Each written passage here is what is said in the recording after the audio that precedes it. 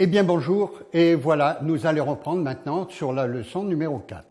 Cette leçon numéro 4, elle va traiter d'une période que je vous ai annoncée dans la leçon numéro 3, qui est la période du Mésolithique, qui est entre le Paléolithique et le Néolithique. Ce Mésolithique, il a duré à peu près 2000 ans. Et figurez-vous que c'est le début de la présence des hommes préhistoriques sur Châteauneuf. Ce début, il a été étudié et il porte le nom du Castelnovien. Il commence il y a à peu près 9000 ans, et il y a 9000 ans, les hommes sont venus s'installer dans ce si beau site que vous connaissez tous au-dessus de l'autoroute, au-dessus du village, ce site de la Fonte aux Pigeons, du Grand Abri. Ils y sont bien, les hommes, ici. Pourquoi? Parce qu'ils sont dans un creux, un effondrement karstique. Ils sont dans un creux, et ce creux, il est protégé du vent. Le Grand Abri, c'est une barre rocheuse qui va les protéger du vent, du froid, de la pluie. Ils sont très, très bien. Ils y sont tellement bien qu'ils vont y rester 5000 ans, avec des interruptions, bien sûr. Ce Castelnovien, il est très important parce que c'est donc le début du Mésolithique. Il a été étudié par deux personnages qui sont très importants pour nous, pour Châteauneuf, qui sont dans un premier temps Monsieur Escalon de Fronton, qui a fouillé dans les années 50-56 et qui a commencé à fouiller le site et qui a donné le nom de Castelnovien, c'est lui qui l'a inventé et qui l'a utilisé. Et puis par la suite, les deuxièmes fouilles aux environs de 1976 ont été faites par mon ami Jean Courtin, qui est toujours là, et Jean Courtin a été directeur directeur du CNRS, et il a tout un tas de titres très importants qui vont faire que ce monsieur a fouillé toute la Provence et tout le néolithique provençal, entre autres, et qu'il est la référence locale pour tout ce qui est archéologie du néolithique. Voilà, ça c'est les gens qui ont fouillé avec.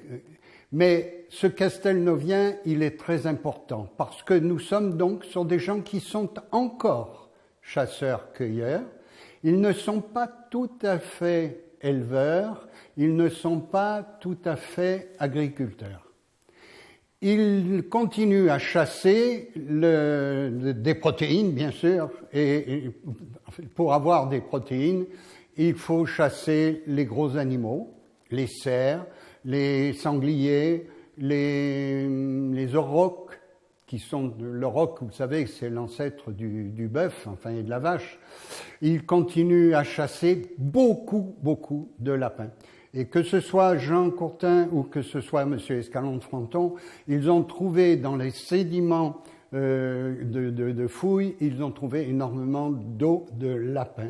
Parce que, à l'époque, la chaîne de la Nerte pullulait de lapins, et donc ça leur a fourni, bien sûr, de la nourriture, et ça leur a fourni des peaux pour se vêtir. Avec une peau de lapin, on fait des vêtements pour des bébés qui permettent de les isoler du froid. À cette époque, on est aidé par un animal que vous connaissez, et qui n'est pas encore totalement domestiqué, mais qui vit en symbiose avec l'homme. C'est le loup. Le loup, on a des traces de vie en symbiose avec l'homme à Chauvet à 36 000 ans, où le loup accepte la présence de l'homme et du feu. Et donc, on peut considérer qu'il est presque domestiqué. En fait, le loup, il nous a beaucoup aidés. Le loup, il a un très bon odorat, il a une très bonne vue et il a une ouïe qui est fantastique. Donc, le loup, pour nous aider à la chasse, ça va être quelque chose de très, très important. On va chasser, on va plus faire de grandes chasses collectives au Mésolithique. on va plutôt faire de la chasse individuelle, d'autant plus qu'on a à cette époque inventé l'arc et les flèches. Donc on va partir chasser avec notre loup en forêt ou dans le massif de la Nerte. On va ramener quand même du gros gibier, hein, des gros gibiers, des mouflons, des antilopes, du cerf élaf, du chevreuil. Et puis, on va ramener ça au camp, on va le dépecer, on va le boucaner la viande pour la conserver et on va pouvoir manger des protéines en quantité. On va pouvoir, toujours dans ce massif de la Nerte, récolter des baies, récolter des racines, et ces racines et ces baies vont fournir les 25% qui restent. On va ramasser des quantités d'escargots, eh oui, parce que les escargots sont très importants dans la nourriture des hommes préhistoriques, et on va trouver des tas de coquilles d'escargots qui ont été mangées. Et puis surtout, il va y avoir la mer d'un côté où on va pouvoir aller pêcher et récolter des coquillages, et l'étang de l'autre, qui à l'époque est un étang en eau douce. Il y a 9000 ans, l'étang est en eau douce. Et cette eau douce va permettre de l'arrivée de végétaux qui vont nous intéresser, comme les roseaux massettes, on peut manger les racines, on peut utiliser les hampes pour faire des flèches. Et puis, il va y avoir une chose tout à fait qui va vous étonner peut-être, mais les hommes de l'abri de la Fonte aux Pigeons ont mangé des tortues. Ils ont mangé des cistudes, qui étaient des tortues d'eau, et ils ont trouvé dans les marais qui étaient autour de l'étang, qui était un étang en eau douce, hein, à cette époque, eh bien, ils ont trouvé quantité de tortues, quantité de poissons pêchés au harpon, mais aussi des nids avec des œufs.